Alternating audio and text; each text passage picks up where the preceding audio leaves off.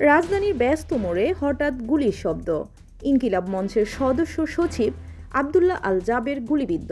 প্রশ্ন একটাই, শান্তিপূর্ণ অবস্থান কর্মসূচি কিভাবে রূপ নিল সংঘর্ষে?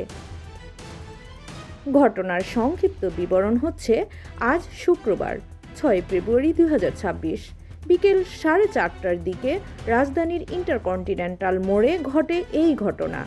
ইনকিলাব মঞ্চ এক বার্তায় জানায়, জাবের ভাই গুলিবিদ্ধ হয়েছেন। এই খবরে মুহূর্তেই উত্তেজনা ছড়িয়ে পড়ে এলাকা জুড়ে। ইনকিলাব মঞ্চের দাবি অনুযায়ী শতাধিক ব্যক্তি আহত হয়েছেন।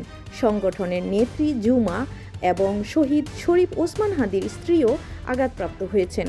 পরিস্থিতি দ্রুত নিয়ন্ত্রণের বাইরে চলে যাওয়ায় সংগঠনের পক্ষ থেকে একটি গুরুত্বপূর্ণ ঘোষণা আসে, জমায়েত না করার আহ্বান।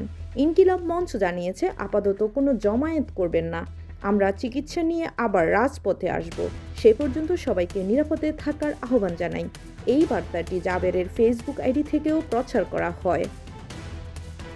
উল্লেখ্য, শহীদ শরীফ ওসমান হাদি হত্যার বিচারের দাবিতে গতকাল বৃহস্পতিবার থেকেই ইনকিলাব মঞ্চের নেতাকর্মীরা যমুনার সামনে অবস্থান কর্মসূচি পালন করছিলেন। আজকের সংঘর্ষ সেই আন্দোলনেরই ধারাবাহিকতায় ঘটে। এই প্রতিবেদন লেখা পর্যন্ত জাবের ভাই চিকিৎসাধীন, পরিস্থিতি থমথমে। নতুন করে কর্মসূচি সাময়িক স্থগিত, তবে আন্দোলন থেমে নেই, শুধু সময়ের অপেক্ষা। শেষ প্রশ্ন, শান্তিপূর্ণ দাবির আন্দোলনে এভাবে গুলি কেন? এই সংঘর্ষের দায় কার? আর বিচার কি আদৌ নিশ্চিত হবে?